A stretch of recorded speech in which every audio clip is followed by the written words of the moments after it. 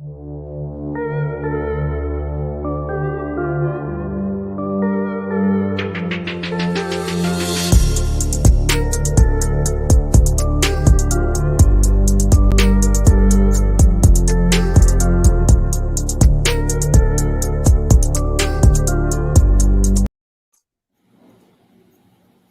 going on, Word? You got another episode of Miseducated Opinion. You got your boy TJ here. What's happening? It's your boy Trey Pound. What's up? It's your boy Pimp C back. You know, I eat so many shrimps that I got iodine poison. Okay. That's how Bro, you got feel, the y'all. $5 That's how you shrimp, feel. man. So it come like 10 counts. You know what I'm saying? So I just been eating shrimp on top of shrimp, man. All right, what's been cracking with y'all though this week? Besides the shrimp eating, same shit. Back, Same old bro. same. Work. Goddamn work. TJ had his little tournament today. We got bounced out early, so hey, I'm here. What do you play? Well, Baseball. Okay. Yeah. You know, I before finally we got some of start, that Mexican corn. why you always see like black kids that they'll play baseball at first and then it's just like as they get older they stop playing it? Because it ain't that much scholarship opportunity in it. Oh, okay. But the scholarships are in basketball and football. So is college. that right there from the guy so? Is that himself. because of it being quote unquote like I would say a white sport? Like Nah. you think that has something to do with it? Because basketball, and football is predominantly black.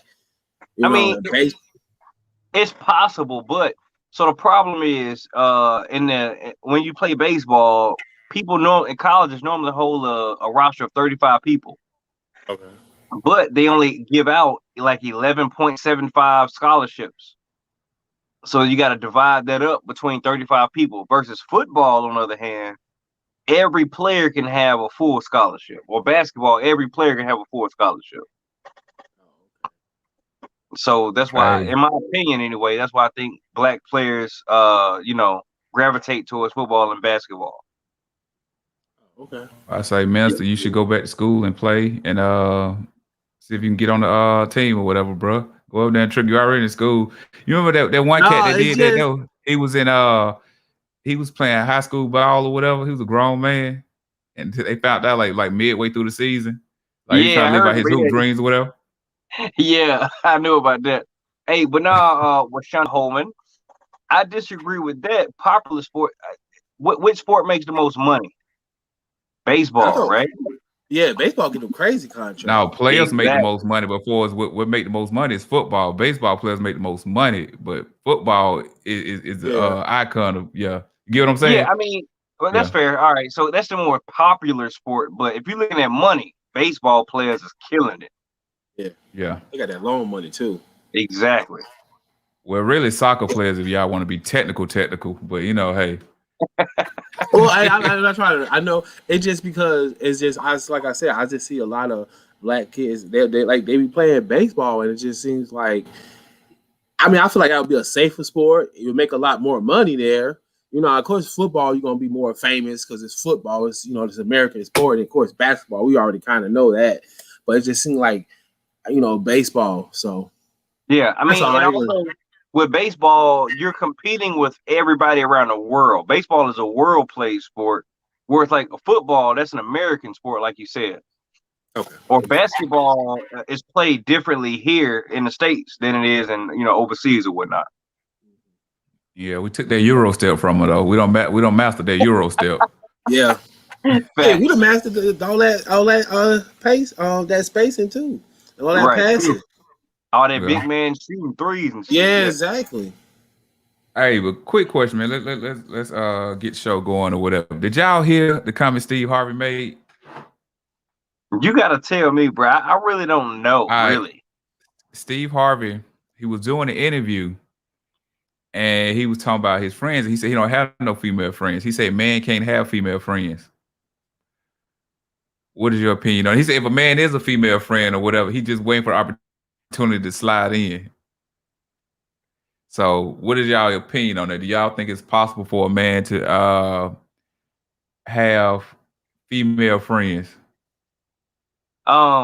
I'll take Pause. that. I do agree, Takara. Steve Harvey, he drives me mad, man. That guy there, man. But go ahead though. I'll take that. I think so. The key word here is friend, and how do we define that word as friend? Right. I think it's normal to have like female associates. You know what I'm saying? Female acquaintances. But somebody I would call my friend, TJ, you met them, it'd be like a Thomas or a Mike. I don't got no female Thomases or Mikes. You know what I'm saying? Personally, I Is don't. it I don't possible? think we can have that. Is it Is it possible? possible? I'm gonna say no, man. I don't think so. What about you, Minister? I'm gonna go with Steve on this one. I'm going with Steve. Hey man, and listen, don't nobody know better than Steve. I mean, this is like what his third, fourth marriage. You know what I'm saying? Steve knows. He wrote several books about this, so he knows. I guess it depends. Like you said, it depends on what you define as friends. You know what I mean? Like, if we just, I mean, I don't know, because as we get older and grown, you kind of stay more isolated. You don't really doing all that. Like, I'm finna go hang out with my homegirl. We just finna go bowl. Like, that doesn't happen as you get older, especially when you get in a relationship.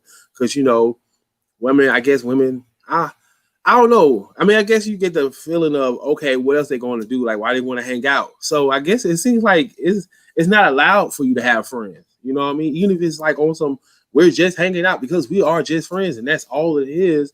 It seems like, either man or woman will make it seem like, well, might be more to it. So I just think it depends on, I think you can have friends because I don't feel like your significant other or could be like your only friend. It's a world full of people. You know what I'm saying? Like, you need to have other people to socialize with. I don't think you just need that. That's your only friend is your wife or your girlfriend or your husband or your boyfriend. Like, you know what I'm saying? Like, come on, man. You can have friends. I think if two adults, they know what line not to cross, and they understand friendship. I mean, I don't see what's the problem with it. I think you could have friends. I just think I guess Western society or the Western mind state that it's just like it's like you start to shut off from people and stuff. You know what I'm saying? Especially when you get in a relationship, it's like you just kind of like you don't really you don't hang out with other people like without your that person being there, and especially if it's of opposite sex. So I think it could happen. I just don't think it just doesn't. It's not. I guess it's like frowned upon. Yeah. Well, I'll say this here. I think it's possible, but the odds of it happening are small. How about that? It's possible. I mean, if you believe in magic, anything can happen. But most guys, no, because I'm saying, like, I know I have female friends, but I don't have no female friend I haven't slept with though. So, I don't know if that really counts. You get what I'm saying? So, like, we're not talking about acquaintances or co-workers or nothing like that. You talking about like somebody you would actually go hang out with. I don't see where I put it like this here. If you're in a relationship, you can't bring no along. How about that?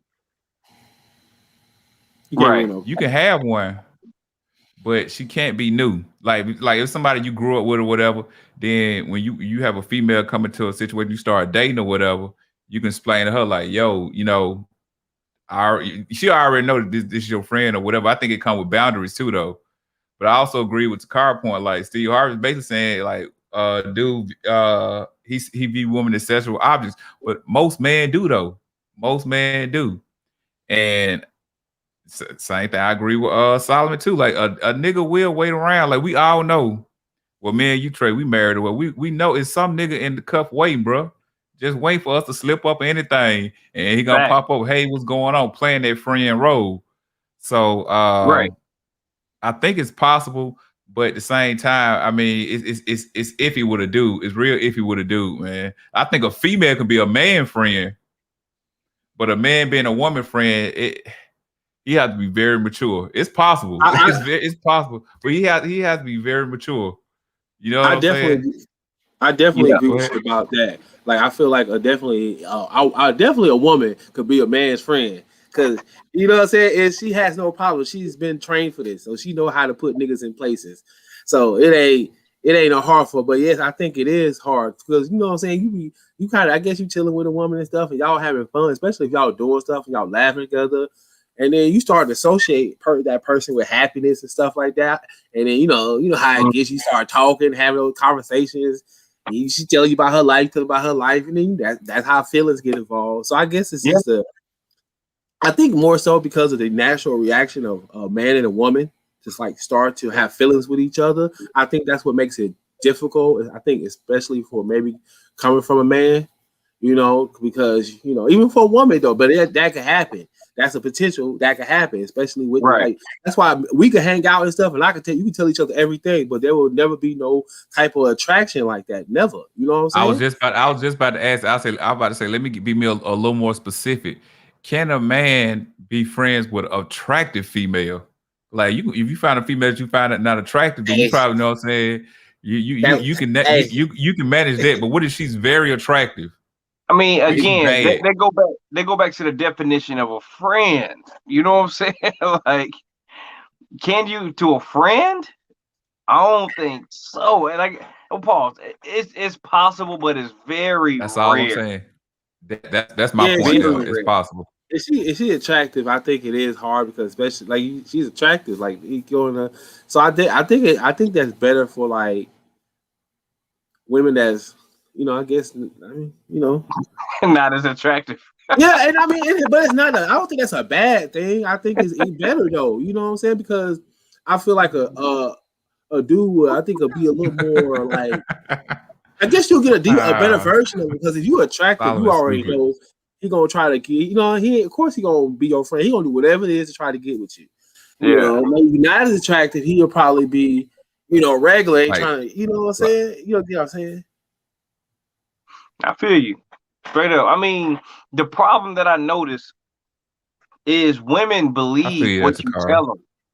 Women believe if you say, "Hey, we just friends," the female gonna think we really just friends. And the dude mind though, it's something different. It's a plot to it. You know what I'm saying? Like he just waiting. Does that make sense? I don't know, man. I think it makes sense. Like we know that dude exists, man. We know, like we don't play the role before, or we just being friends. I'm just trying to slide in. As soon as she get comfortable, I'm gonna try her. So that's why I say like it's possible, but the odds. Okay, and then also what I'm gonna say is I think the female would determine if y'all friends or not. You get what I'm saying? Because the female will put you in their friend zone. I've never heard where a dude put a female in the friend zone. I know it may be somebody out there, you know what I'm saying? But I just ain't never heard where the dude put the female in the friend zone. It's always that female put that man in the friend zone. Like that, this the stories I heard coming up and the situations I've seen or whatever. So I've seen situations where you have people from school like this, where they're like, "That's my brother" or whatever, and then you years later they kick it like that or whatever. But to say that it's 100% possible that dude wouldn't try her,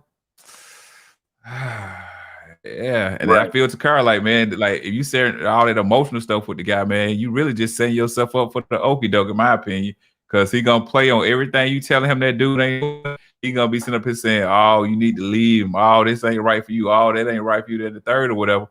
So you put yourself in a position to be vulnerable to that guy or whatever, because he know what you like and what you don't like. So I say for a female to call herself having a male friend, I don't think you should share intimate details about your relationship with that guy, because he might use that to try to take advantage of you. Right. And listen, and I'm not a Steve Harvey fan. Y'all know, like, man, Steve Harvey irked my nerves, man. Even with this, I'm like, damn, bro, why you get a game way for the dudes that's doing that or whatever? But he wasn't lying though. But I'm not 100% agreeing with him, but he wasn't lying though. You know, I mean, because most dudes don't think up here. They think what, you know what I'm saying? They think with their dick, man. You know, and even if you do think up here, like you get put in the right position or the wrong position or wrong situation, like your old lady tripping or whatever, and then you go around your friend or whatever, you ain't hit your old lady in a couple weeks. Your friend come around here with some boy shorts on, she just look at you as a homeboy. Man, stop. Right. Exactly. Stop. Minister, do you have any female friends? I guess friends with benefits. Okay, you don't have any female That ain't no friends. female friend. Hell But no. I mean, it's friends with, so it's friends first. It just benefit of being a friend. So what if you lose the No, benefits? Y'all still friends? I think we could that's still my be friends. situations.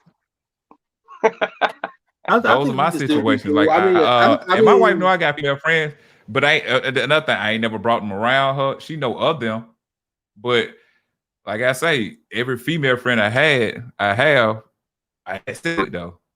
I'm just I think if the dude is like, if you're actually actively, I guess, getting some or fucking or whatever, then I think you be straight. I think it's like you ain't friends, but you ain't getting at it. It's like, damn, you know what I'm saying? I want to hit it again. You know what I'm saying? It's like, why can't we still be friends and I can still, hit it and we can still be friends? You know, it's like, okay. But let me ask you this here: would those friendships end if you get into a relationship? I think the sex part would definitely end. Oh yeah. I know that part ends, but I'm saying with it. Okay, how about this here? Let's say y'all, it might have been a one night stand and it just happened. You like, look, I was drunk, you was drunk. Let's not speak of this again. Like, let's act like it never happened. But then you say you get in a relationship with a woman and she's uncomfortable with your friendship with this female. Yeah, but y'all had sex like, let's say 10 years ago. Y'all been friends for 20 years. 10 years ago, y'all had sex. 10 years, y'all ain't nowhere near cross that line. But if your lady tell you I'm uncomfortable with you being friends with her, what would you do? You go first, Troy. What would Because I we have do? a relationship. Yeah. Oh, We in a relationship, so hold on. Say the scenario again. Okay, you have a friend for 20 years, a female friend for 20, attractive female friend for 20 years.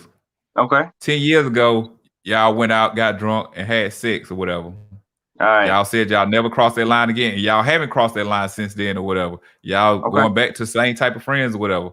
Now, your wife, let's say she say, Trey, I'm uncomfortable with your friendship with this female. This friend is like down for you, like the most loyal friend you have. Been there when you was fucked up, like always been there for you. You get what I'm saying? Like I ain't just talking about no partner. Like this is your like almost like a relative to you. You get what I'm saying? That type of friend. Yeah. What would you do if your wife said she uncomfortable with it? Okay, so I'm gonna pull Corey Holcomb on this. I'm gonna logic my way into her understanding that this is my friend, because for her to say that, that'd be emotional. Like, there's no logical reason for her to say that. The last time we had sex was 10 years ago. So I will logic my way into me still having my friend. Like, yo, hey, this is my friend. Last time I was with her was 10 years ago. I've been with you for 2 years, whatever. You know what I'm saying? Like, this is just my friend. This is what it is. Now, do you love me or not? God damn it. What's up? Okay, Debo. What about you, Minister? If you was in a situation like that? 2 years. It depends on how I feel. You said it's like if it's short. You love this yeah, female. This female, you say this. Well, for your situation, it's a female. You saying I'm gonna marry her. Like I can see this woman being my wife, but she telling you that this friendship you have with this female, she only know y'all had sex though. She's just uncomfortable with y'all situation. That's what I'm saying. I guess I had a conversation with my friend. I guess let her know the situation. Like, hey, this is what's going on. I'm pretty sure, especially if you are super duper attractive and you may be more attractive than my girl, my fiance. I'm pretty sure you understand. You probably been through this before. So I just let her know the situation. You know what I mean? Like I mean, I think we can still be friends. Would you end a friendship though? Is what I'm asking. My bad. I'm going on. I wouldn't end the friendship. Thank you. Okay. Hey, go ahead, real talk though. I've been in a situation similar to that. Like, I do have a friend that I ain't been with her in a long time, but she's my friend. Like, to this day, if I feel like if I need anything, I can call her and we good. You know what I'm saying? And my wife has met her. You know what I'm saying? Like, it's all good. So I guess I'm living in that situation, but now my wife had tripped about me having this friend. You know what I'm saying? Right. So Well, yeah, like I say, every female friend I got, I've had sex with. I mean, just being honest. I'm yeah, just being yeah, real. yeah. But if my wife came to me and said, "Hey, I'm uncomfortable with the situation," then it's null and void. Shawty, you got to go. You know what I'm saying? For the simple fact that this is my life partner. You get what I'm saying? Like, don't get me wrong. You're a friend, but you That's have to respect the fact. She will have to respect the fact that the boundaries of my relationship. You know what I'm saying? I mean, she we never probably speak disrespected here him. and there. She No, never no, no, no. disrespected him. No, I'm not saying she disrespecting, but like if my wife I'm comfortable with, like she gotta respect that fact right there. You know what I'm saying? Like it ain't like because now every time I choose to go around this person or whatever, I'm making my wife uncomfortable. Like and Trey, you know how it And is when that you make a woman uncomfortable, bro. You already in know, that man. situation, your wife would be she would be being illogical. Yeah. That's why I say mine, like, but I don't I put like this, I don't sit up here and talk to my friends all the time.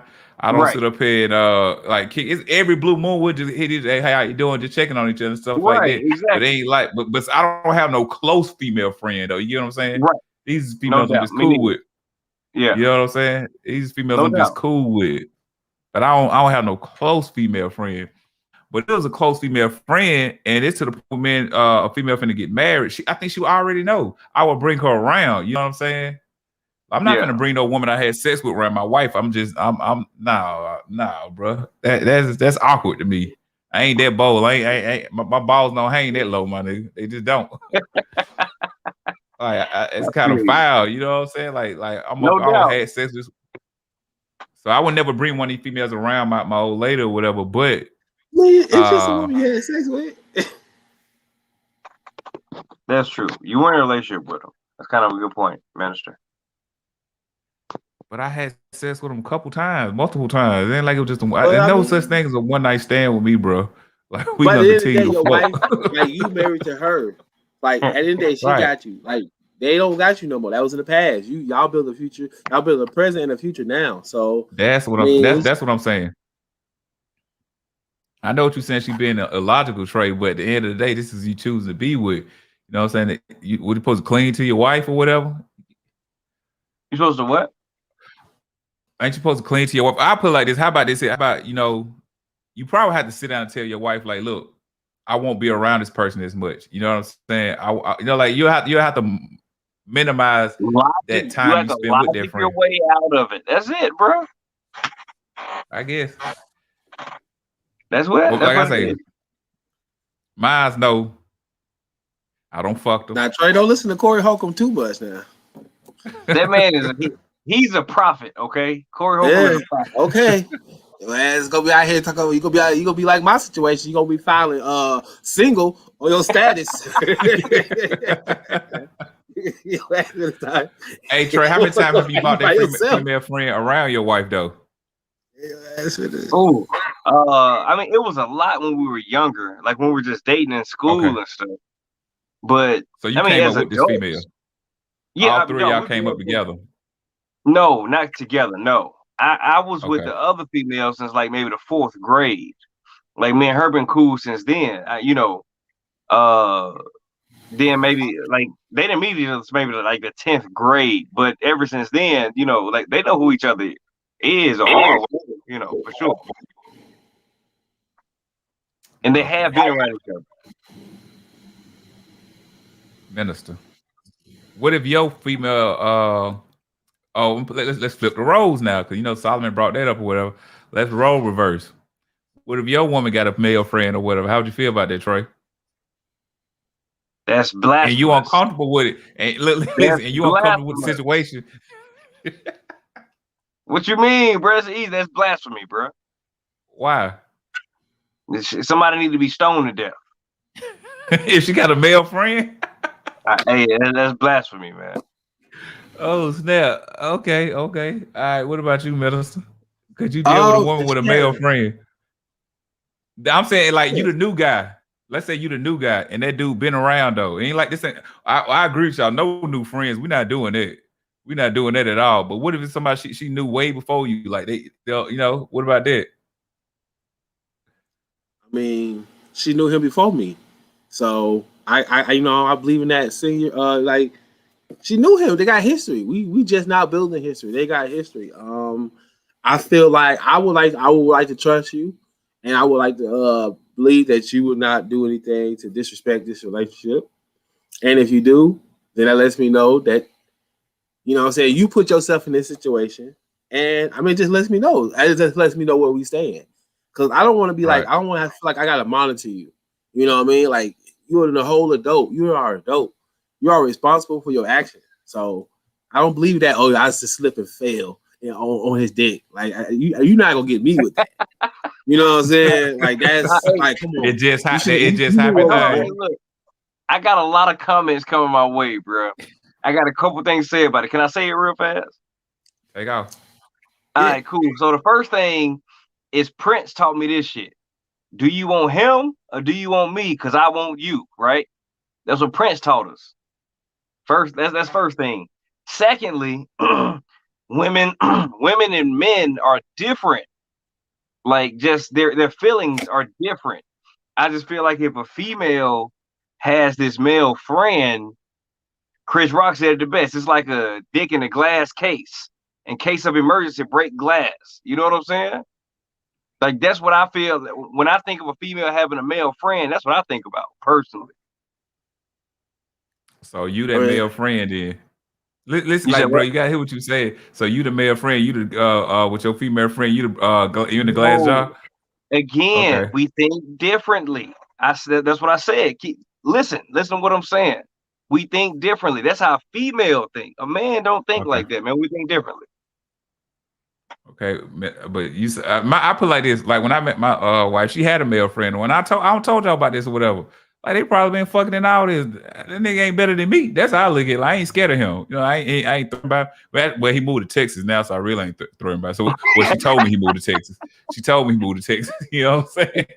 So but I knew about dude or whatever. Matter of fact, I don't hung out with him. I met him a couple times, maybe like 3 or 4 times or something. Maybe 2 or 3 times. Yeah, we went to he had got us some tickets for Kevin Hart or whatever. When I went to see Kevin Hart, he had got us some tickets. Just y'all two hung out together. No, me and him. No. It was me and her, him and a female he was dating or whatever. Okay, cool, yeah. cool. Because like don't let that man punk you out, dog. Don't take me on no goddamn date. Fuck I look like, man. That's that shit, Cat.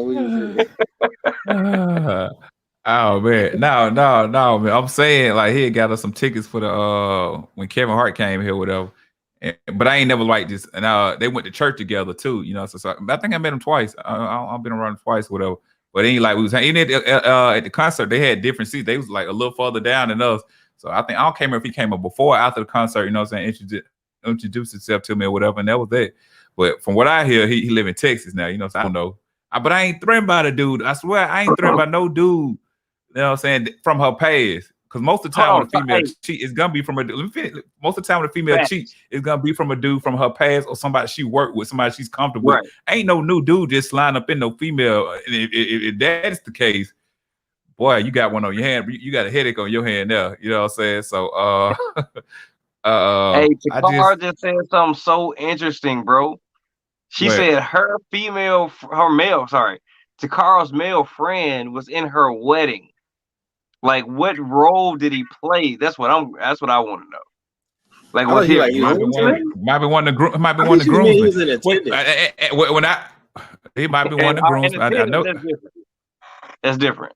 But in the wedding, he was in their wedding, so he was probably one of the groomsmen. Dude might not have had a lot of friends or whatever, and she might have had a lot of female friends. You know what I'm saying? So I mean, it's just I get it. You know what I'm saying? I get it. And like, listen, if a female friend tell me, like her dude, matter of fact, I got a female friend that told me every time my name come up, you know what I'm saying, it make do mad. She said she had to sneak and watch the show. So she said we'll do on the show whatever. She said, but if he catch her watching this show, it's hell. You know what I'm saying? So I don't disrespect every time me and her socialize, it's her hitting me. I never hit her up because I ain't trying to get her no black eye, nothing like that or whatever. And I actually met this dude one time by accident. You know what I'm Hey, saying? after the show, you gotta tell me who you talking about, bro. Because this is the place. You never told me this one, dog. All right, yeah, but I met the dude by accident or whatever. Like I was going to get an oil change, and they had just got through getting their oil change out. So the kids know me. You know what I'm saying? So as I'm walking into the place to get the oil change, they walking out there like, "Hey, Mr. TJ," and that was it right there. You know what I'm saying? So he didn't say it was like no situation or nothing like that because I played it like, "What's up?" and I just kept it moving. You know what I'm saying? I didn't stop and have no conversation with him and that like that or whatever. But yeah, bro, know about me, man. Yeah. Hey, I know he don't question like for me, the so car. you know. I mean, but he like you, Trey. He ain't going for it. Hold on. But He it don't ain't. like But it ain't you. like. But because he know me and her had history. Me and her know had history though. It ain't like no, just we just friends. He know. Hold on, he don't like What you? history, bro? What history mean?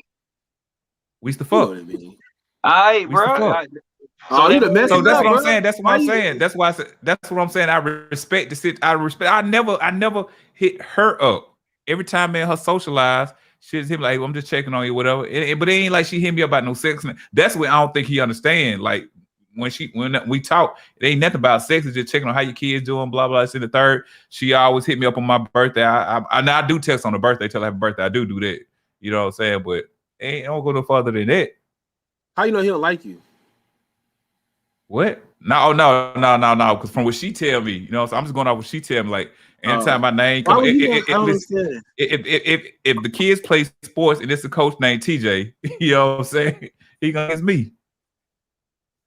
That dude tripping. Yo, Takara has a very unique situation, man. I've never heard of this thing. I think it's cool. Don't get me wrong; it's awesome, I guess. But that's why we said we said it's possible though. We said it's possible. Yeah, we did say it's like possible. I said, but at the same time, that let you know that dude was around before Buddy came along, and he was just mature enough to handle the situation. Takara husband mature enough to handle the situation, and he don't lick. That was I promise you, he ain't threatened by bro. If he put him in the way, he definitely ain't threatened by dude. He definitely ain't threatened by no dude. I'm just not. I'm not afraid of what no dude can say a whisper in their ear with it. I ain't worried about that stuff, man. And because another thing, if that's gonna happen, ain't no barricade I can put up from doing what she's gonna do. So why worry about it? Why sit up here and stress about it? Like even if you say, okay, she can't have this friend or whatever, we know these niggas lurk around, man. We know they're around, especially if your female got any type of social media. That nigga's there, bro, liking every picture, you know, in the DMs or whatever. You just know what she tell you. Solomon trying to get some juice tonight, bro. You see what he just posted, man? He trying to get some juice tonight, bro. That nigga's I've been pussy with for 23 years. Hell. He has been. Hey man, Solomon, I salute you, my brother. Hey, get that juice, yeah, dog. Man. But I mean, I'm okay. Y'all okay. Trey, so do you fear another nigga tonight too now? Do you fear another dude from your wife pass or whatever? No, I really don't. I don't want to sound cocky in that, but I don't. And that's what I'm saying. Now, if it's some new dude come along, like, hey, this is my friend, no, the fuck that ain't your friend. Who the fuck is this nigga? But if it's somebody from a past, bro, you know what I'm saying? You gotta let her have it a little bit. Just like I'm not gonna bring no new female around, like, hey, this is my friend. I think any female friend we have, it'll be somebody she bring around and we all just get cool. Or any male friend she have is somebody I bring around and we all just get cool. You know, that type of situation. But it ain't finna be, what's that song of Beyonce, even your best friend try to warn me on the low? That goof ass nigga got to go. That goof ass nigga got to go. But you know what I'm saying? Like, I just don't see why I would be worried about another dude.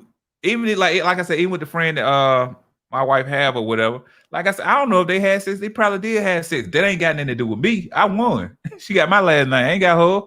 You know what I'm saying? So I can't see myself being threatened by another dude.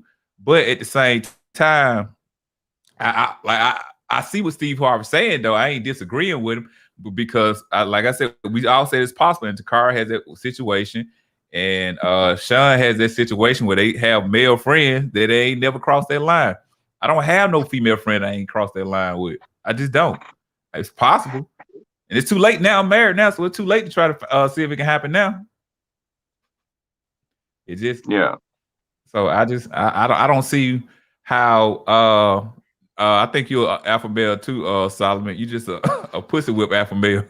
Ain't nothing wrong with that. But you know, it's like no, those was his words, not mine. So I'm just chiming in on what he said or whatever. But Trey, you know, your partner told us about doing for us the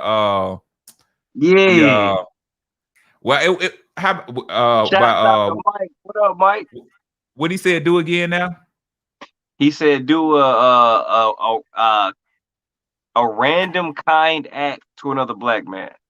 Okay, what about a Puerto Rican and what if he half black, half Puerto Rican? I didn't make the rules, bro. You need to call Mike. Okay, now because I don't know if I did you know, y'all don't know, but I'm moving shops or whatever. Well, I'm cutting hair right now. Somebody left a brand new pack of Newports out there. So I had to go to a birthday party yesterday. So I took the pack of Newports and I said, whoever I see smoking, I'm gonna give it to him. That's all I do. I say, hey, bro, you smoke? Yeah. So does that count as a random act? I think so. Yeah, I think it does. All right. He might. I think he was black and Puerto Rican. I don't know. Hey, but real I get fast. Hey, speaking of the shop, so I'm up there helping Cuzzo out, right? And he tell me a story of how he got into it with somebody up at the shop, bro. So the whole time I'm at the shop, I'm on alert, bro. You know what I'm saying? Like, I just want to say thank you for putting me in that situation, man. Hold on, say it now. I said, say it one more time, bro. All right. So I go up to the shop to help Cuzzo out with the shop. And he informs me of the situation that he got into before I showed up. Right? Put me in danger. In danger, possibly. That is not a fact. I just want to say thank you publicly for putting me in a dangerous situation. Well, since you put that out there, I can tell the story of what happened because I think I was in the right. And even Trey agreed with me, though. So look, where I'm moving to, it's 5 suites over there. 3 of them rented out, 2 of them not. And the other 2 that's rented out, the people ain't been in there. I'm the only one that's in there been doing work because like they had to redo the roof and outside because the storm came through. So I don't know why the people ain't over there or whatever, but the point is I'm the only one that doing stuff. So I'm in there paying. So I got this mirror all the way across the wall. So I'm taping up the mirror and I see a car. I've been seeing people pull up like all the time or whatever, just to look in the building and stuff like that. So I see a car pull in the parking lot and he stopped. And I don't know, like they got them alphabetically ordered or whatever. So I'm in C. So the guy stopped in front of like D and E. So I don't know if he looked in D and E or both, but he get in my suite and he look in the window. So I'm climbing up on the step ladder to put the tape around the window. I'm like, okay, this dude finna watch me tape up the window. So I'm talking to myself, like literally I'm talking to myself, and I can see his shadow from the mirror. I'm like, this nigga really finna sit up here and watch me. I said, this nigga sitting up here watching me the whole time. So about 2 minutes go by. Now I'm comfortable. So I go to the door, and as I start walking to the door, he walked to the door. So when I open up the door, I'm like, bro, what you doing? Weird as hell, man. And then he like, I don't like your engine. I'm finna go. I said, nigga, I don't like your engine, bro. You sitting up here staring at me or whatever. He's like, well, I can like your work. I said, bro, if you like my work, you can knock on the door and say something or not. But like, bro, you standing here like I don't like it. So he was like, well, how you gonna tell me how to comment you or whatever, something like that. He said. And I said, bro, how you gonna tell me how to react to the way what you doing or whatever? So he like, man, I apologize for looking at you in the window. I'm finna go. So I don't like the fact that he apologized though for the simple fact because he said it like I was tripping or whatever. You know, he said it, no, my bad. It's like, my nigga, you tripping because I'm looking through the window. And I'm like, bro, I'll try to tell. Like I say, bro, I can show you one suite because I got the key to every suite up here or whatever. But the nigga was tripping, man. Your sound is off. I don't know what's going on, but hold on. You straight? Yeah, you good dude now? was tripping. Okay, dude was tripping. And when Trey came up there, I just told Trey, like, hey, look, man, the situation. And Trey agreed with me with the situation, though. So I don't understand what you're talking about, Trey. Hey, I was still in danger, bro. I had to carry a clutch in that motherfucker, man. Hey, Trey, you had that thing Say on what, you? Minister?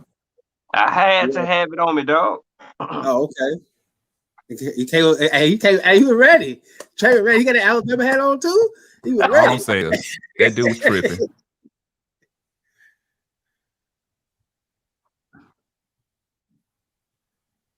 I'm just saying, dude was tripping, man. My was doing. Are you what? I'm asking the minister and his opinion. Am I wrong for feeling like the nigga was tripping, was staring at me for so long?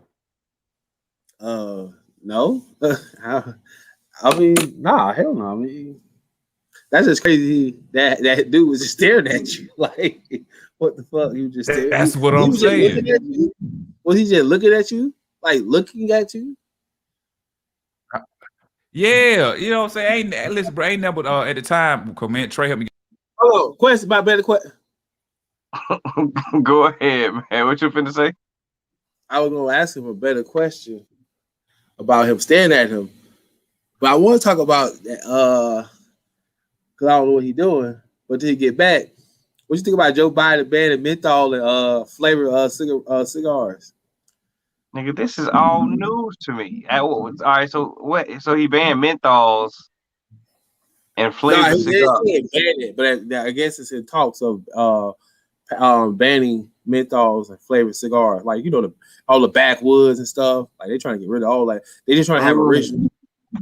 Because I ain't gonna lie, as a smoker, it's like mad flavor. Like, especially now, it's like, I mean, it's all types of cigarillos, cigars, and they got like strawberry, like lemonade, like White Russian, like bloody. I mean, it's so many flavors, and like, you know, like a lot of kids smoke weed, so you go in there. I mean, I don't think it's bad. I actually think it's a good idea because menthol was purposely put into cigarettes to keep blacks to smoking it because it's a hard thing to quit. So it makes it harder for them to quit. So they purposely put that there. They purposely put those advertisements in black neighborhoods. Like, it's facts. So I'm cool with getting rid of menthol. That means African Americans should stop smoking cigarettes. You know, especially now, it's like niggas be smoking cigarettes. It'd be like, damn, bro, you smoking cigarettes? Like, what's going on, bro? You want to talk? Like, because you got to be smoking them shits, man. Like, them shits is nasty. I mean, I'm just like, I can understand Black and Mild because I like a Black and Mild. I'll give me like a Jazz Black and Mild and stuff. But cigarettes, man, ugh. And all them flavored cigarillos, man. But niggas is mad because they no more backwoods. Niggas gonna be mad about it. So as a smoker, why not just buy them all up right now?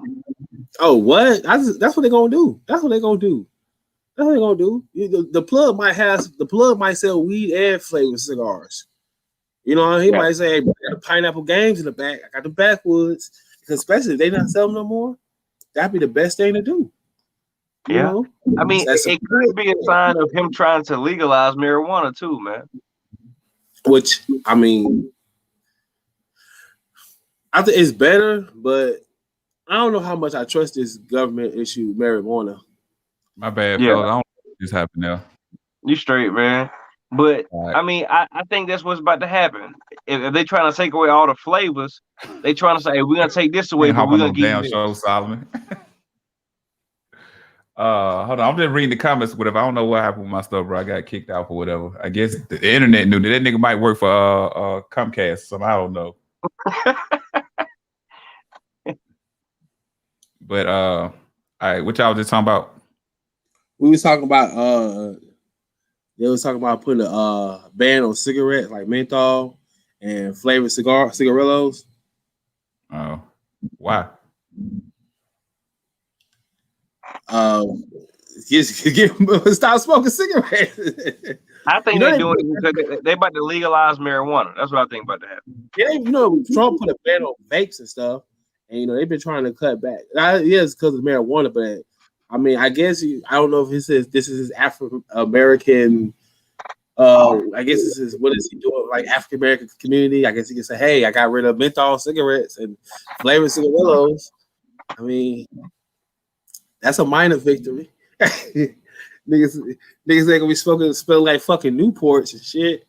I hate that. My kid's mother be smoking Newports, and I'll be like, man, why do you smoke that? So I appreciate you, Joe Biden, for.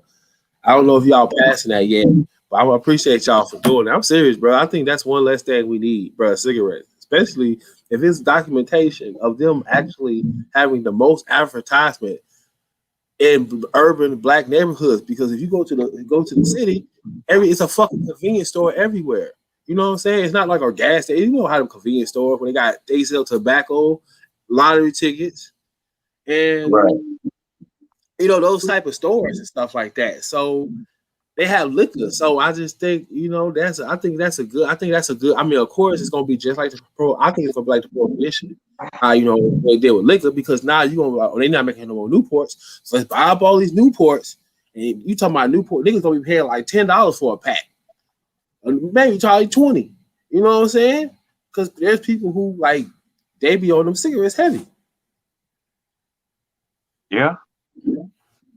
Hey, did y'all hear what Kamala Harris was talking about? I was just about to get into that. She said that racism. Well, she said America isn't racist. That's what she said. Minister, since you didn't vote, you really I want to hear your opinion on it. Since she said, and you say she's not black. No, you say she's not. You said she's not American. What you said? She ain't black. That's what he said, man.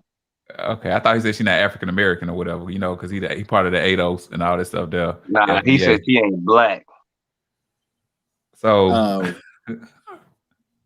how do you feel about it? I didn't think about it. Like I purposely do not try to get up in this black stuff anymore. I'm done with it. Black stuff. Whoa.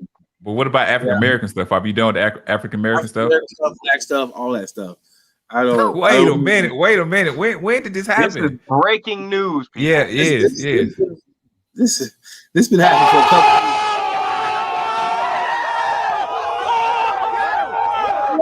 Yo, he got the sound effects.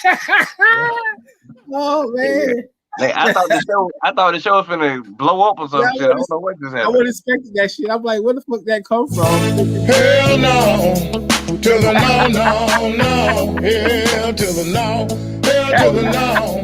To the no. Now, minister. I'm just saying, this is shocking, my brother. This is very shocking, bro. So with that being said, when did this happen, man? You changed the whole show, bro, with that right there. Man. Oh, we can get on that in a second. Oh yeah, that's still my pastor, Dr. Umar. That's still my bishop. But no, I feel like, man, this stuff is a scam. All this black stuff is a scam. It is what it is. When did you come across this revelation? Hey, he just said all of this black stuff is a scam. It's like a scam, bro. Because I just don't. So you're not messing with ADOS and all that stuff. You're not worried about reparations and none of that no more. No, I'm not messing with none of that stuff. So I'm a black even man. Dr. Umar Johnson. No, I still rock with him because I still I'm still black. I still care, but I just don't. I'm trying to distance myself away from it because I feel like it's too much, man. It's too much. I just want to be here. I just want to live my life. I want to take care of my kids. I love my people. But all this stuff is just too much, bro. It's too much working against us. Too much things work. It's just too many things working against. I mean, shit, we be working against ourselves. You have people like I don't know what Tim Scott. I know he's a Republican. When he made those comments about America not being racist and Kamala pretty much just co-signing, you have stuff like that. When you have Herschel Walker's, I think Gil before, I'm not even sure, before Senate or whoever, telling to give him reasons why black people shouldn't get reparations. Like you have these people that are against us, and you have us only feeling like it's like black people it's like black people, and then it's like the hood. We don't even see the middle class, we don't see in between, none of that shit. You know what I'm saying? So everybody, I don't even feel represented amongst us. And it's just the music. I love hip hop. No, we don't own none of them labels. We don't even own, half the people don't even own a mask. It's just so much, bro. The Black Lives Matters, the whole LGBT, all that community coming over. It's just, bro, I just want to be regular, bro. I'm always trying to think of stuff. I just want to be a human being. Yes, I'm black or whatever, but it's just it's just too much, man. It's too much, bro. And this country is racist, but guess what, man? Nothing's gonna really change, bro. The earth has been here forever. Jesus has not came back yet. And everything in this world didn't happen. Niggas have been slaves, niggas have been raped. I ain't even trying to make it religious. I'm not trying to go there. I'm just saying this world has been going on forever. I don't see no end. Niggas been dying since the beginning of time. You know what I'm saying? We don't even know what happens after after you die. We know all this other stuff. I don't even know what happens after I die. Like I don't. It's just, bro. And I'm just to be sitting here and be worried about all this black stuff, bro. It's too much, bro. It's too much, bro. It's too much. I'm saying, you ain't gotta call me minister. You can call me Caleb. He ain't even minister no more. He ain't even minister no more. Oh man. I want to comment on some of that what he was talking about. I think I found a leader for us, and it's Dr. Umar Johnson, man. This Dr. Umar Johnson. I don't know. Like real talk. After he got a talk on the Breakfast Club, I think he's always been talking like that though. That's all. Like Umar is a great orator. Like his talk game is something serious now. Like you know who remind me of? Who? Marcus Garvey, man. That's who he remind me of. Oh, well, remember what you said about Marcus Garvey though? You remember that, right? And that's exactly why he reminds me of Marcus Garvey. So why would you know what I'm saying? You say he was an idealist. That's all he was. So and that's what Dr. Umar Johnson is. So why would he be a great leader then? I mean, because we're just not going to support him. Like he gave out all that information about where you can send money to.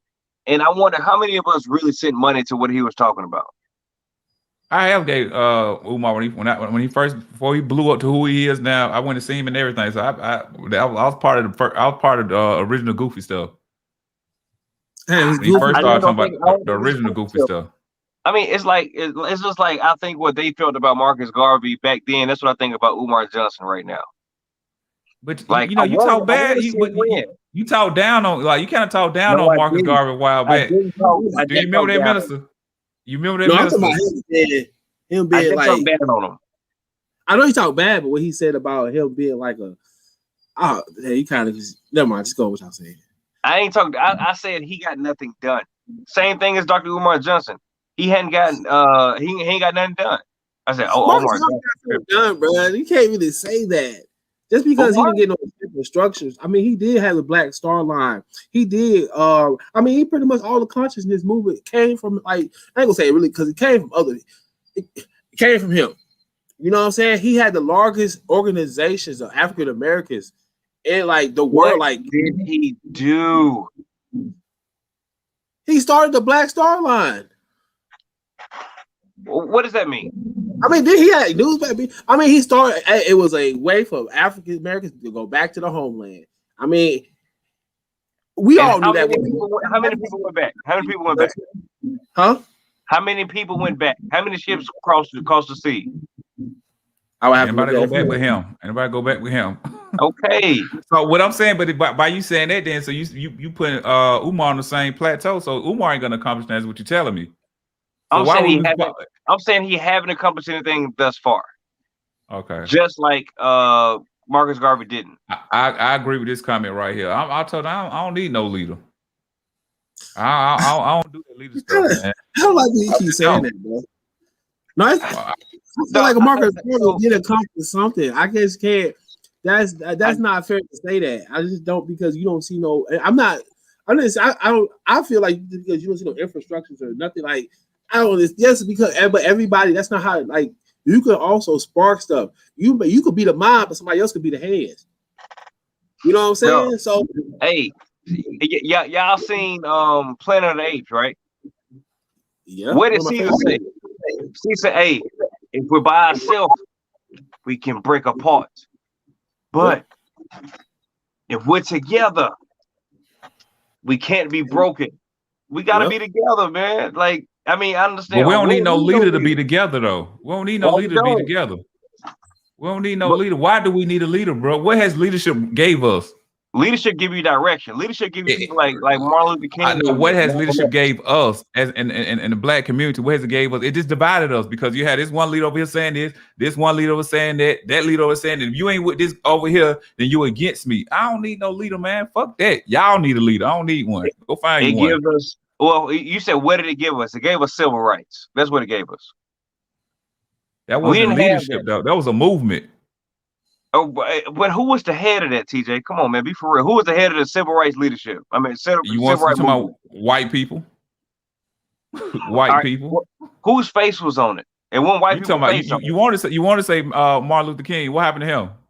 So you want your leaders slave? That's what happens. That's what's gonna happen to your leaders right there.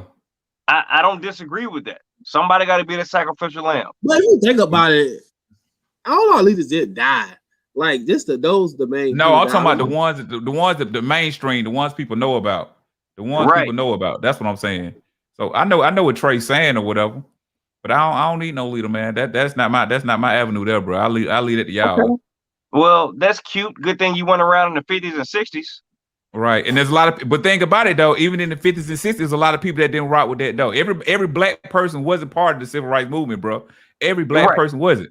So for you to say that is crazy. Every black person was a part of it. Like right now, even with the Black Panthers, everybody wasn't down with the Black Panthers. Everybody wasn't down with the Nation of Islam. Everybody wasn't down with Marcus Garvey. You had some people like, look, I'm just gonna go to work and do me. Whatever the fuck happens, I'm just gonna do my part with my family.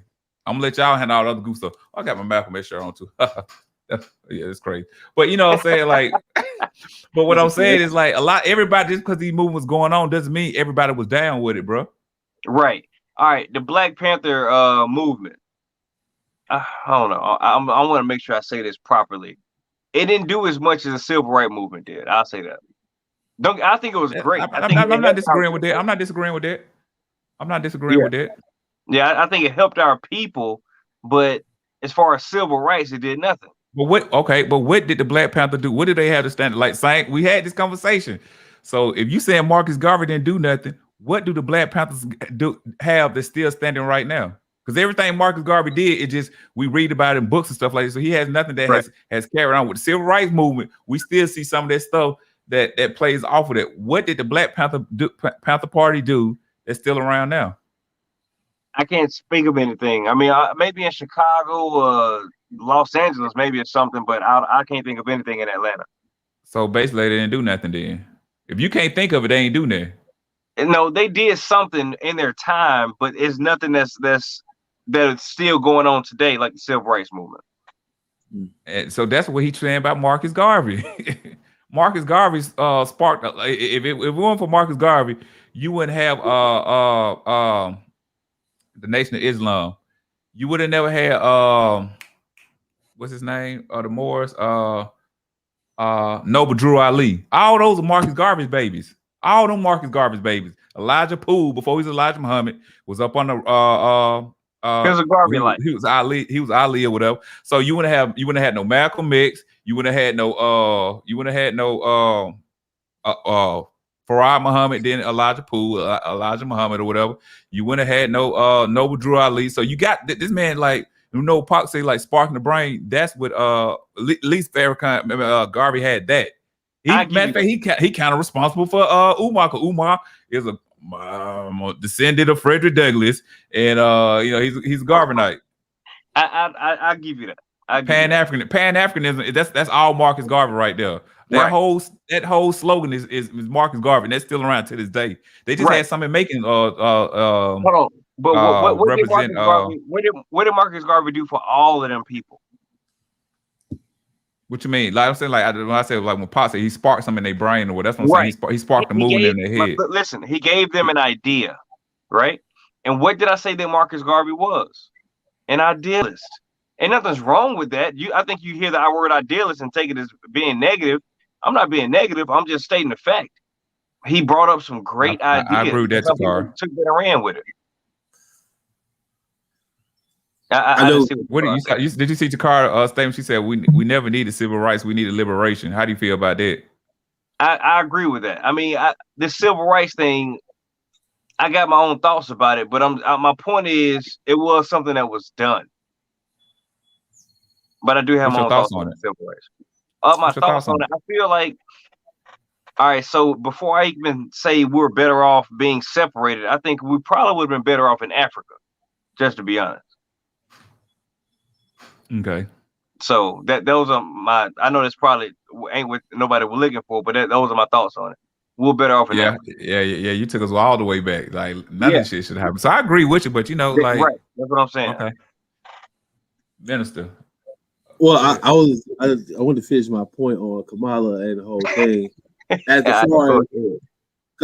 As far as, but the thing is, like I said, I don't get caught up in that. I try to, but come on, we all know this is a racist country. But the thing is, who is Kamala speaking to? She ain't talking to us.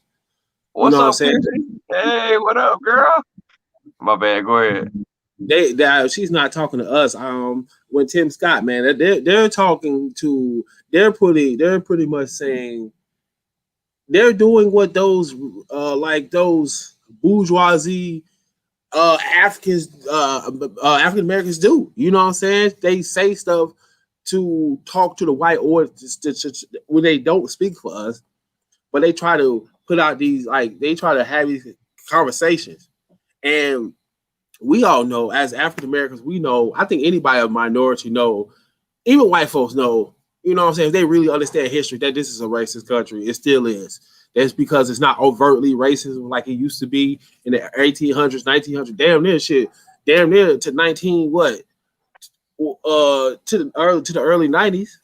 You know, it's just been. Oh, I mean, shit. Look at it now. I mean, look at all the images you see on TV. Look at how we are actually presented. So they know that it's a racist country. We all know that. And I agree with you, because everything they said around it was saying that America was racist. Everything they said around that statement was saying America was racist. That's what I didn't get. Yeah. Like everything y'all put before and after that statement was saying America racist. It just, you killed it. Everything you were saying when you made those comments, whatever. But they go back to what the car was asked about, what Umar was saying on the show about all this Asian stuff getting pushed or whatever. You know, what's up, right? Mister? You good, Mister? No, I thought you raised your hand or something. Oh, huh? He's telling the daughter, take your ass to bed. That's what he was saying. Oh. But you get what I'm saying though. Like, I think Umar interview was dope, but I just see Umar as I put like this here. When he had got the building, I wasn't upset. I thought that was cool that he got the building or whatever. But the way he go about asking for money, man, that's why I say all the goofy shit that come with Umar or whatever. Like, I mean, yeah. I mean, and then you see all the antics. I don't know about that shit. Well, I mean, that's the leader. So I think you need to volunteer your time. When they get their baseball team up there, you need to go up to Delaware and say, hey, I'm going to coach a baseball team. No, dog, I'm right here in Georgia, man. I know to find me. I'm in Douglasville, man. You gotta come out this way. Yeah, I agree with that. They don't care about. I think they care about like who keep them in power, whatever party it is or whatever. But I guess all them part of the same goofy stuff or whatever. But right. I said, yeah. Kamala, you know what she want to do for real? She want to be a president. So she got everything she say, everything she do. I think it's gonna be aimed towards her presidency. That's what I think. Right. That's what I'm saying. I agree with Solomon's statement right here. I can't really take him this. Like, when he talking to you, like he drop a lot of jewels in there. He drop a lot of jewels. He's not an ignorant dude by far. Like he gonna say some stuff to motivate you and all this type of stuff here. But for me to follow him, no, bro, you ain't the one. I just don't feel like I need a leader, man. I'm too grown to say I'm gonna follow another man. I'm good. I'll leave that for everybody else that feel like they need it. You got like you finna follow him to the bathroom or something like that, man. Like, come on, man.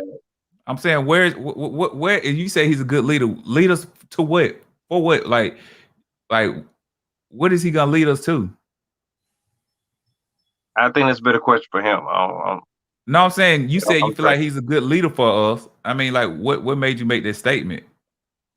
From his talking points, like I agree with mostly everything he say.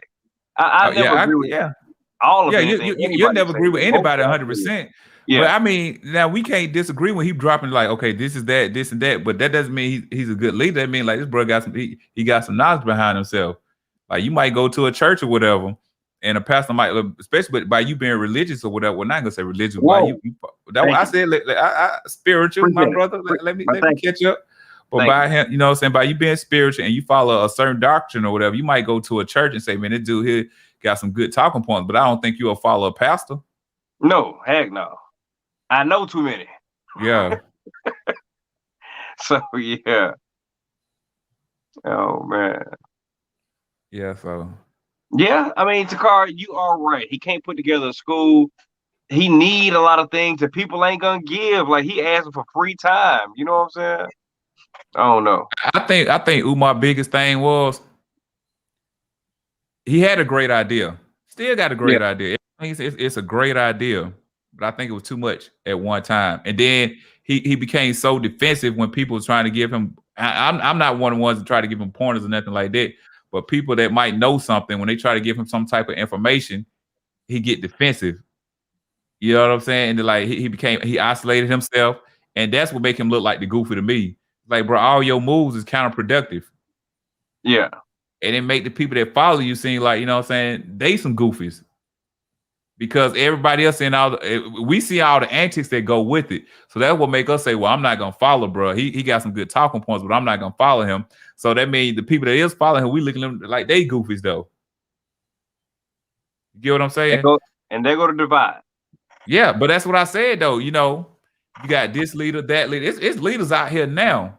But if you're not rocking with their program or the way they want to do it, you the enemy to it because you trying to look, same thing with the minister and the well, he ain't with reparations no more. But you got the FBA and ADOS.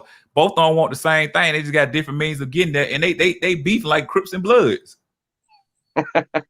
You know what I'm saying? And that's Tone Talks and what's her name? Carnell. Kanye, whatever her name is, something started with C Brown or whatever. Then you got Tariq over the FBA or whatever. You know what I'm saying? They sitting up here talking about who conference was the best. Who did like y'all want the same thing, but that's what you get when you were looking for leadership, especially in our community. It's just designed to divide, bro. It's designed at every level. It has been designed to divide, and I don't think that's by accident. So for me to follow up under one alignment with the ruler, I mean, I see the divide coming. I know the divide gonna come. So I mean, I'm good. I'll sit back and I'll be one of them niggas like, yeah, I remember when that shit happened, but I ain't fucking with, like. Are you following Black Lives Matter? Are you like? Do you follow? Do you look at them as lead? Yeah. Hell, that's a great slogan. The slogan is real. Like, yeah, the words, the movement is goofy. The words, but the organization, no, man. Like, nah, not at all. Huh? Y'all Black like Lives the slogan? Matter.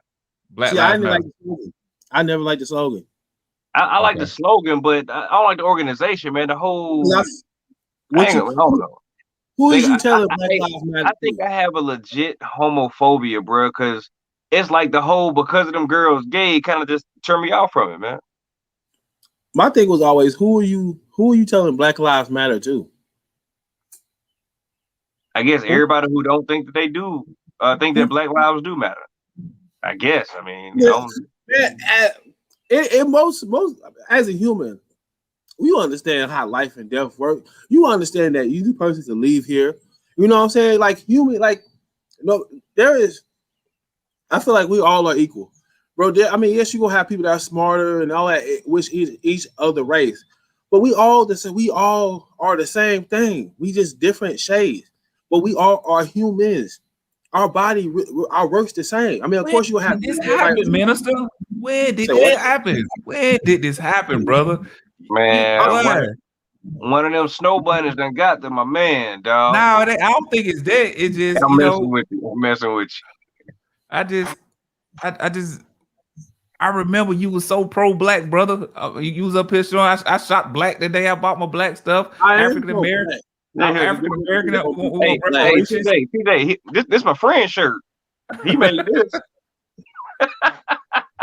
I'm always gonna be pro-black, bro. I just sometimes I feel like it's just too much, bro. Like as black people, we gotta deal with so much. Like we gotta deal with being a human being and then being black on top of that in America. And it's just we in a place we surrounded by people that we really can't even trust.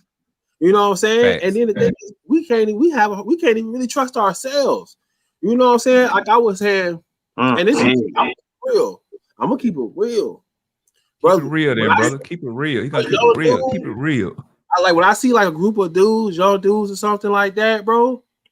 I be like, man, I hope these niggas. I just be like, sometimes I be like, I don't try to be like that, But sometimes, especially in certain areas you in, you know, you be like a group of niggas. I don't even call them that. I don't even say that to call them a group of niggas. But sometimes when niggas allowed to be possessed by that nigga spirit, and they allow themselves to be possessed for that shit. And so sometimes I be like, you know, I'm more of my surroundings when I'm in black areas as opposed to being out here. Henceforth, why I had an issue with the nigga staring at me in the window. That's why I had an issue right there, bro. Yeah, because you niggas like, in Douglas County. Niggas, that's what I'm saying. What the fuck is you doing looking at me, bro? Niggas be acting like black lives don't matter. You know what I'm saying? And it's just like, I mean, I ain't never been in a situation, but it's like motherfuckers be playing with like that shit like it's something to play with. Like, bro, once you die, that's it. Like, all right, go ahead, man. All right, real quick, because you were talking about like a pack of niggas, like it's some wolves or something. Remember at the beginning of the show, we was talking about how we did a random act of kindness to a black man, right? Yeah. So I want to say, I did it, right? And I told TJ this junk. It was two dudes. They look rough, I ain't gonna lie. Like they had like crazy hair. You know how they now them young boys be having their hair all kind of crazy. Yeah. They had the hair like that, but they pulled up to the pump. I was at the gas station. They pulled up to the pump like right across from me. You know what I'm saying? And I was like, "Hey man," I asked them a dumb question. "Hey, y'all finna get some gas?" And they're like, "Yeah." So I took out 20. "Hey man, y'all get y'all some gas, man." You know what I'm saying? Like they had the pants all the way to the knees. You know, looking crazy, whatever. But we can't be afraid of our own people. Man, I stayed up there. That nigga staring in the window. I went, no, that shit was weird, bro. Real talk. We sat up there and we talked about a good 10 minutes. We found out we're from the same city pretty much. Like they were from Birmingham. I'm from Birmingham. You know, we just chopping it up. They just young and wild, really. Matter of fact, they headed to Birmingham. But we can't be afraid of our own people, man. That's kind of part of the problem. You see TJ, somebody looking at him. I mean, dude, probably no homo looking at that ass or something, dog. He trying to holler at you, man, but you don't know. That is homo, nigga. Fuck you talking about? No homo. Matter of fact, that would be even more reason for TJ to get mad. Hey, but the dude I did the random act to, he had his family. He was like him and 2 kids or whatever. I felt safe bringing him the cigarettes. He was smoking this. It was going to Dave and Buster's or whatever. So he was going inside. I seen him smoking. I said, "Hey, you smoke Newports or whatever?" He's like, "Yeah." I say, "Hold on 1 second. I'll be right back." Ran to the guy. Matter of fact, what was that? They had a shot of some type of alcohol too, Fireball or whatever. Like who buys that or whatever? All it was sitting outside, so I just took it. I'm gonna give it to somebody. And he like, "Man, I cash app you now." I'm like, "No, you good, bro. Your situation was totally different, bro." Because like I just seen, I said, "I know somebody gonna want to smoke." It was a whole pack. It wasn't even open. I don't know. Somebody pissed off now. Maybe I took from somebody. They probably put it right there and came black. Like this nigga don't stole my shit. So maybe I did a offensive act to some other black person. I don't know. This nigga probably got to go rob the convenience store because he ain't had no money for them cigarettes. Butterfly effect, man. I did, shout. I gave that dude counsel. Them 2 little girls. Exactly. Them 2 little girls gonna be mad they daddy gone because of me. Yeah. Ain't that something? I tried, man. You know, hey. But hey, this week though, Minister, it's your turn, bro. You gotta do a random act of kindness. You know what I'm saying? Just do it. Hey, I ain't gonna lie. I was nervous though, bro. I was like, why the fuck am I nervous, dog? You know what I'm saying? But I was a little nervous, but it worked out though. Yeah, because you don't know how. I mean, the way you did it was kind of like you just like, hey, you want 20 on some gas? So, I mean, you know what? I feel like I have a somewhat giving heart. So I've never been a person that there's been times where I done gave people, it don't be a lot. So I can count on my one hand how many times I did it. But and it, you know what I'm saying? Where I done gave them some money for gas and stuff, or like I done help people out. You know, so I do, especially when it comes from, you know, like yesterday, you know, it's not random act of kindness. You know what I'm saying? Like I love boiled peanuts, bro. Like I love boiled peanuts. So if anytime I see people on the road selling boiled peanuts, I go get some. But I had yesterday. I made ass nigga. You said what? Hey, bro. Hey, why we didn't do the show at the shop today anyway? Cause I ain't got everything in there yet. Okay, I ain't got everything in there. Yeah. But yeah, like some Cajun boiled peanuts, bro. That's my shit, bro. I could sit there and eat a whole thing of them bitches, bro. I love them shits. And he had some real lemonade and shit. So you know, and I don't know, he's like had some real popcorn and stuff. But the thing was, it was a white man. And I was like, damn, do I really want to help this nigga business out?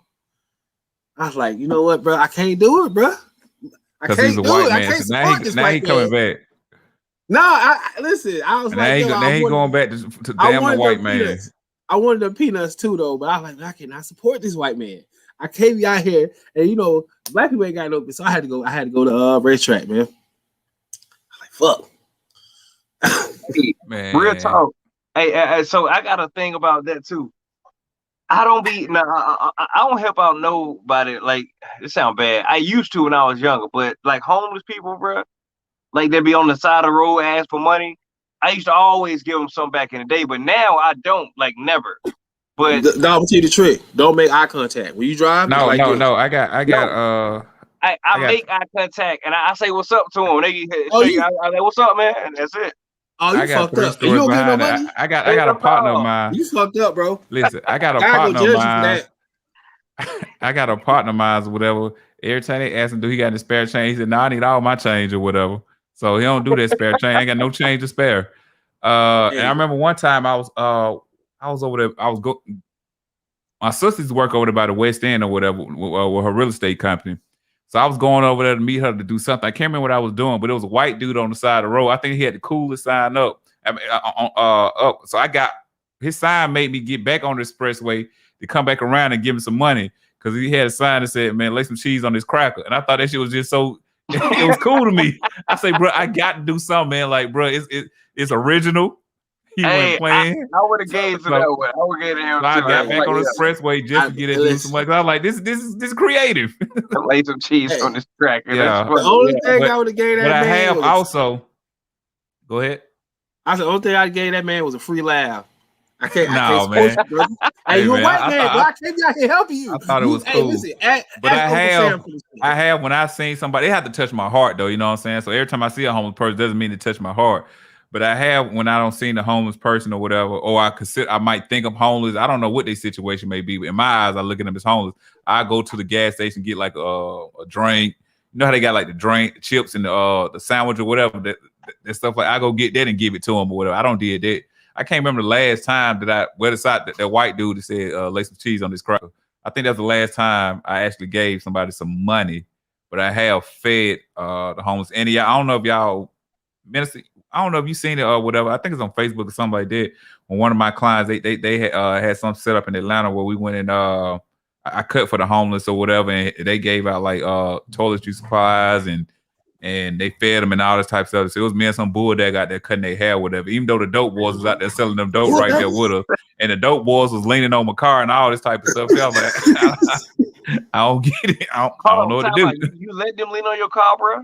I moved my car, bro, because like they was already out there trapping. So it was a whole bunch of cars on the block or whatever. So it ain't like they just specifically sought out my car. It was just, it's a car out here, whatever. And then I moved my car down or whatever. Then the junkie was leaning on my car. So it's like, you know, it's like, look, as long as y'all ain't going in my car, man, I'm good, man. Huh? I said, did at least try to offer to wash the windows or some shit? No, because we had the music going. They was having a good time, bro. You know what I'm saying? They was eating and get out. Like it was cool, but we knew like most of y'all finna go smoke some dope if you ain't already smoking some. So cutting they have made them feel good by this stuff. They were going to get people that went in out there at the park or whatever. They just going to get people. Hey, they over here cutting hair. They feeding us. They giving torches. That was cool. That felt good right there. But that was one of my clients. That was my client brother. And the crazy part, I used to work with his brother though. So when I met his brother, I was like, oh, I remember you or whatever. You know what I'm saying? So that made it even better. I didn't know that they were brothers. You get what I'm saying? Yeah. When he introduced, my client was telling me about the situation. I was like, cool. He said, well, my brother will come up here and talk to you. When he came in, I automatically knew who he was. I was like, oh, okay. So it made it even more, the transaction of doing it, it made me more comfortable with doing it. So I don't did that or whatever. But I can't think of the last, I haven't did that in a while, but it was cool though. But I remember we had Fred on the show and Fred had something going on. I told Fred when next time they do that, you know what I'm saying, just let me know. I come out there and cut hair. So I don't mind giving time or whatever. Money, because I feel like you're homeless. I think you're more hungry than you want money in your pocket. I mean, that money might make you feel good in your pocket, but you can get some money from somebody else. And I remember one time, when that same Kevin Hart concert I told y'all about or whatever, it was it made me mad though because the concert ended around about 2 o'clock or whatever. You know what I'm saying? The comedy show ended about 2 o'clock in the morning. It was a lady out there with her child, you know what I'm saying? And I feel like she was just hustling. You using this baby as a sympathy role or whatever. So she didn't get nothing from me but a nasty look. Like, you make me sick. Like, why you got this baby out here? It's cold and all this type of stuff here. You out here because you know what time the show ends, so you trying to get some money. I didn't like the way I didn't like her aim. I'm pretty sure she got some money because you had this little baby out here and people felt sorry for you, but I feel like it was a hustle to me. So, like I said, it got to touch my heart. That situation with the little boy didn't touch my heart. That reminded me of a situation I had with a woman I was working when I worked in the city, right? So she was coming out there and she had a little kid on, and they had little Jordans and stuff. So I was like, damn. She was like, yo, I need some money because I need to go to a hotel. And I'm thinking, like, we in Midtown. I'm like, what hotel you trying? You know what I'm saying? But she was like, there's one on Marietta Street. But see, I didn't know there's a Marietta Street in Midtown. I thought she was lying. I thought Marietta Street. I'm like, hold on, Marietta Street. Charlotte, you ain't nowhere near Marietta. So I'm like, oh, you this bitch over here trying to lie. You know what I'm saying? So I'm like, I ain't got no money. I'm lying. I do got some money. You know what I'm saying? But I was like, man, I ain't got no money. I was like, this lady trying to hustle me. Then to come find out, there actually was a Marietta Street down the street. I felt bad about that shit. I was like, damn, Corners or whatever. And I don't know what name is still called now, but it was Dance Elite back in the day when I was getting as a teenager. But yeah. Oh, last subject, bro. Floyd versus Logan Paul. Yes, sir. What, when, where, and how the fuck? What's y'all opinion on it? Man, Floyd done got broke, dog. You think he broke? I ain't say broke, but he needs some money though. You think he needs some money? Yeah, I think he needs some money. I ain't say he broke, but I think he needs some money, man. Why else would you do this? Hold on. Why? You said, hold on, bro. I don't think he. Hey, TJ, check his mic. I think something wrong with it. No, that's what he said, brother. Cause I don't know, bro. Cause I swear I feel like I heard somebody say Floyd going broke. I don't think. No. I didn't say he's broke. I don't want that to be out there. I said he needs some money. Yeah, he needs some money. You don't need no money, bro. So why would you take this fight? Why? Because that's what Floyd does. Floyd's taking some shit that he know he can win, that he know he could beat him. He gonna try to revenge for Nate Robinson getting knocked out. You know, because he told him after that fight. Now his brother beat Nate Robinson. That's Jake Paul, the other white boy. Well, I'm just saying it's still kind of a get back. You know what I'm saying? Like it's still like a get back. You know, that's really kind of because when that Nate Robinson got that backlash, because everybody was like joking on it.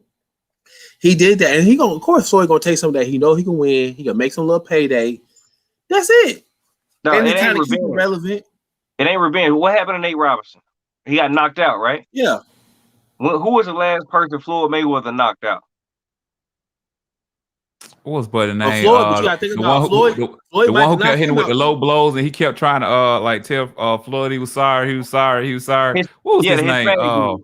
I forgot his name. Yeah. And Floyd hit him and knocked him out. Yeah. Truthfully, that was a cheap shot. Really, I mean, was it? Keep your guards up at all times. I don't know if it was a cheap shot. Okay, all right. Maybe a cheap shot is far, but it wasn't. I don't consider it to be a legit. Hey, we're boxing and you knocked me out. Okay. It went there. Okay. So I don't see what's the revenge factor. Floyd is gonna beat him with points, not by knocking him out. But it's just, I mean, you never know. Floyd could. Now Floyd ain't gonna knock. That's a big boy. You be seeing him? That boy big, man. Like 6'2", 215, 220, something like that. Yeah. And how big is Floyd Floyd? like 5'8", boxing weight maybe 160, 165. Come on, man. It's gonna be hard to knock that man out. Well, it ain't gonna probably. It's a revenge, but it's still kind of a get back because it's get that money back. That's what it is. He gonna get money regardless. It's Floyd. He gonna get more. I mean, this nigga be paid, man, like over $1 million a fight just for a fight. So I'm pretty sure that what he getting from that fight ain't nowhere near what he could get for an actual real fight. Okay. What you think? I'll say this here. I kind of agree with Takara. It's like Floyd do this because like he just chased money. That is his reason right there. It ain't because he needed. It ain't because he makes boxing. Floyd is addicted to chasing money. He's called Money Mayweather for a reason. You know what I'm saying? And you can't read though. what don't you ain't got to read the count, bro. But anyway, and you can pay people to read for you. Trust, believe it. But he see all the money that this YouTuber bringing in off of fighting anybody. So just putting his name on the card with him, Floyd might come out this thing about 20, 30, up to $50 million or whatever, just because his name and brother name on the same card or whatever. You get what I'm saying? Yeah. So Floyd just addicted to chasing money, bro. I don't think he doing it for the love of boxing or nothing like that. No. Like he just can't help himself. He can't help but chase the money. But for his winning, I think he finna beat the shit out of this white boy. Mm-hmm. He finna beat the shit out of this white boy for the simple fact this white boy, he's not a professional boxer. Like he'll beat our ass because we in that boxing ring. He'll beat our ass because he trains and practices. But like Floyd is a different breed, bro. You haven't fought no professional fighter. Then the first professional fighter you fight is the top tier of like the greatest defensive boxer ever. Yeah. I don't know if he's gonna get a clean shot off on Floyd. I don't think he's gonna get a clean shot off. And I'm not saying Floyd gonna knock him out, but Floyd finna embarrass this white boy. He finna embarrass the fuck out this white boy. But he might make it entertaining for a while. Same thing he did with Conor. He carried Conor into the later rounds and he drowned his ass. So he gonna carry that white boy to the later rounds, and then I think he's gonna be doing some old Roy Jones type shit. Like he really gonna be making this dude look silly out there. Like I don't think Floyd gonna go into it trying to hurt him, but Floyd gonna beat the shit out of him because all the angles that Floyd come from, like man, Floyd is a technical fighter. Hold on, how old is Floyd, man? Like 44, 45, something like that. If that old. But Floyd just stopped boxing what 3-4 years ago. It's still there, bro. Listen. Everybody. I don't know if y'all saw the Mike Tyson Roy Jones fight. You don't want no problem with them dudes right there. You don't want a problem with them dudes. So Logan Paul is not a professional fighter, man. He's not. He's been doing it 3-4 years. Floyd been doing this his whole life. You really think this white boy stand a chance? I don't think nobody said that Logan Paul gonna win. I don't know nobody that said that. All I'm saying is Floyd ain't gonna knock him out. No, he gonna beat the shit out of him though. He gonna make him look funny out there. He gonna expose him for what he is. And he got beat by another YouTuber. His record is 0-1, so he got beat by another YouTuber, the little black kid or whatever. I don't know his name, but he lost to him. I think that's him.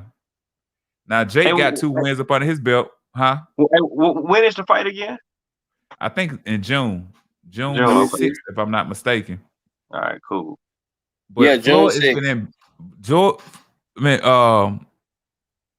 Floyd is finna embarrass this white boy. I think he's gonna make it.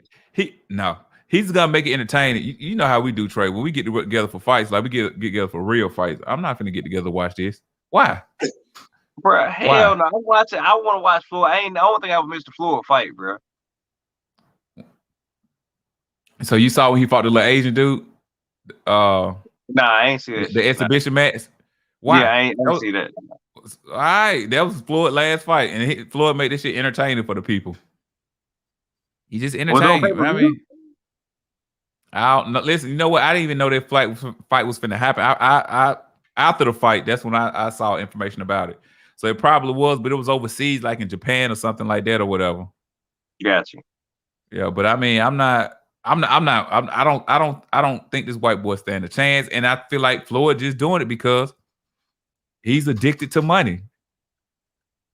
Floyd is addicted to money. And how could you turn down 20, 30, 40, 50 million dollars? Even if you are worth $1 billion or whatever he worth, you know what I'm saying? How could you turn it down? It's easy work. Yeah. 5-6 rounds of boxing. That's easy work for Floyd. Floyd still train other boxers and all, so it ain't like he out of shape. That's easy money for Floyd. Yeah. That's just like okay, I'm a barber or whatever, and I got a certain price or whatever, but it's some easy money come through. Like I gotta do, all he do is get his mustache done. It take 5 minutes. The lineup take about 2-3 minutes, but he been there about 10 to 15 because most of the time we talking or whatever. It's kind of hard to line, but it's easy money though. Why would I turn it down? It's easy money. So that's how I look at the situation with Floyd. He just addicted to money or whatever. I don't think he need the money or he broke or anything like that. I don't think he threatened by the white boy. It's easy money. I'm really not even mad at him for doing it. I mean, I wish that it wasn't Floyd doing it though. You get what I'm saying? Like, bro, you like one of the greatest. I don't consider him the greatest, but like you're one of the greatest, bro. Like, who do you consider the greatest in my era or all time? No, all time.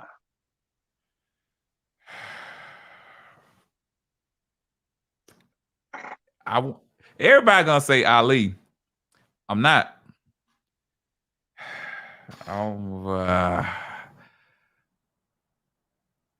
Okay, I'm gonna break it down to categories. I got to break it down to my time in weight classes and stuff like that. Hell no, man. You can name like 5 motherfuckers, man. I'm gonna name 3 people, brother. The greatest heavyweight in my time is Lennox Lewis. The greatest boxer in my era is Roy Jones Jr. I think the greatest boxer of all time, Sugar Ray. Sugar Ray. I ain't gonna lie, but see, you grew up in the era of boxing, like when that was at its height, though. Its last height. It's had errors, and it's coming back now, though. But like the '80s was like I feel like it was like peak because you had like all like legendary. No. I mean, '90s were fire too. It wasn't at its peak with the heavyweight class. Oh, okay. It was middleweights, lightweights. You know what I'm saying? Those weight classes or whatever. Hey, I don't want to sound like a dick rider, bro, but I like Evander, man. You a dick rider? I play Evander because we're connect. That's why we big boxing fans or whatever connected to Evander because of a relative or whatever. But I don't feel like he's the greatest. I don't feel like he's the greatest. Lennox Lewis beat him. Well, but what I like, I guess I like his heart. You know what I'm saying? Like, yeah, he probably got one of the biggest heart. He probably got one of the biggest. He's not the biggest. He's one of the greatest counterpunchers though. But I think he probably got the biggest heart in boxing ever. Him and Marvin Hagler probably had the greatest hearts in boxing. Ooh, yeah, Marvin Hagler, that's a good one too. I think they had the greatest heart in boxing. But even with Evander, I was a Tyson fan though.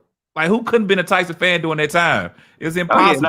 Only time I rooted against Mike Tyson is when him and Evander fought. I have never rooted against Evander, but that's the only time I rooted against Mike Tyson. And when him and Roy Jones fought, I didn't even pick a side because I told y'all like I was a James Toney fan till Roy Jones beat the shit out of him. That made me change up my whole stance on James Toney. Like, dang, I knew who Roy Jones was, but I didn't think he was gonna beat James Toney. James Toney beat Evander. Yeah. So, but I say Sugar Ray, in my opinion, is the greatest boxer ever. Now, if you want to talk about legacy wise, you got to give it to Ali because Ali did so many things outside the boxing ring that make people say he's the greatest. And then the time and era that he fought, which make him the greatest because it was a lot like to be that bold and arrogant in that time. That says something. You know what I'm saying? Like that says something, right? To be boldly stand your point in front of white people on a national level, a global level. That's that. Now, if you want to talk about like iconic wise or legacy wise, I would have to give it to Ali. But just for his boxing skills, I would say Sugar Ray. And I could be wrong, you know what I'm saying? But I would say Sugar Ray. You can't be wrong in your opinion. Yeah, and then like I say, I can say Buster Douglas the greatest of all time because he beat Mike Tyson. That's just my opinion. No, you cannot say that.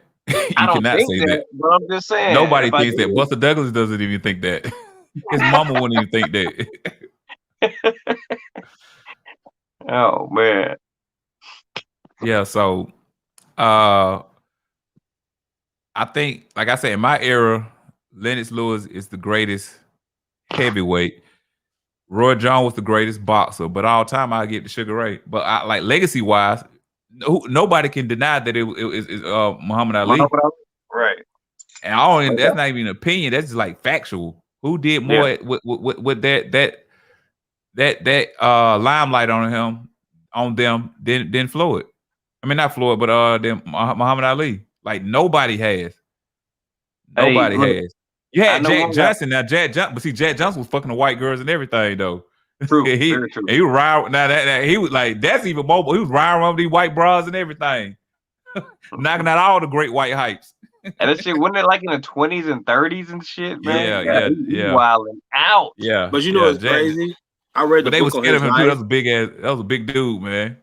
I read the book on his They was life. fighting like 20-some rounds. Go ahead. I said, yeah, I know, right? With these little ass gloves and shit. Like niggas was really getting punched. Like they was like that was when they was really brutes. Like them niggas like, it ain't, you know what I'm saying? But I remember after one of his we'll say he's fights, the greatest warrior of all boxers.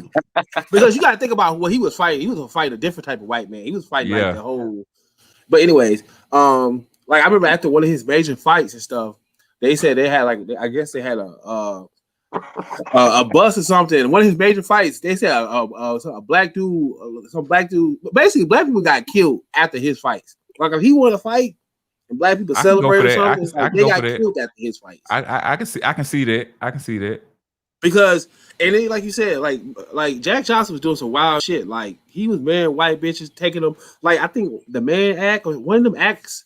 They created one of them about bringing women across state lines and stuff because of him. You know what I'm saying? Because he was bringing these prostitutes. That man was violent. And white folks didn't do nothing to him or nothing. He married white folks, like white wives kill themselves and shit. And you gotta think during that time, it was nothing to make a black person disappear, no matter what their status was, whether you was a common dude or if you was somebody that, you know what I'm saying, that was revered or whatever, you know, everybody knew about you or whatever. He just didn't give a damn. And when nobody finna run up on him, nobody was gonna run up on him. Didn't nobody want them problems? Like nobody want them problems. Like I said, and I think Ali probably got some of his arrogance from being a fan of his or whatever. Even though like he came up under the Sonny Liston up behind that and right there or whatever. But I think Jack the Sugar Ray Robinson. He was from he was kind of like he was all them before all them was who they were. You know what I'm saying? He came after Jack Johnson, but he didn't want he had a totally different. Oh, what's his name? He called him a Louisville Slugger, like or something. He's from Muhammad Ali was a Louisville Slugger. No. They called him. I think the Brown somebody Bomber. before him. The Brown Bomber. I think he's famous. Oh, man. If you think you'll know, I'm trying to think of you talking about because that's what Deontay kind of took his from. We calls it the Bronze Bomber or whatever. Like he I can't think of his name. Joe. It's like Joe Louis. Joe Louis. That's it. Joe Louis. Yeah, Joe Louis. Okay, go ahead. What about him though? Damn, I forgot. I guess he kind of inspired all that people other than him. Him and Jack Johnson, because Jack Johnson was like the arrogant type of confident, and you know what I'm saying. He talked with these, but Joe Louis is more the low key, more like the Sugar Ray Leonard and stuff like that. Even more of a technician. He was like low key and shit. Like he wasn't like he made white people comfortable. Yeah, call it what it is. He made white people comfortable. Hey, I know we don't got enough time to talk about it today, but next week I do got a topic for us, man. And this was actually brought up by somebody we know or whatever. But can you be cool with the family member's ex? Yeah, I saw that. I want to talk about that, but I know we don't got time today. Yeah, no, we ain't got time today. I think y'all stay on after we get off. Y'all stay on. We can do a little talking to Rebel. Let's go ahead and wrap the show up. All right. Go ahead, Minister. You go first, or Trey, whoever. It don't matter. Go ahead, Minister. Is he froze? I don't think he froze. He might be froze or whatever. You go ahead then, Trey. Wrap it up. All right, cool. On Kamala Harris saying America is not racist, she tripping. I think that was a political move for sure. On Steve Harvey, he giving out free game yet again. It's possible, but it's very rare. It is possible to have a female friend, but I think it's extreme. Like when I say rare, Out of 100%, I give it 5%. Yeah, okay.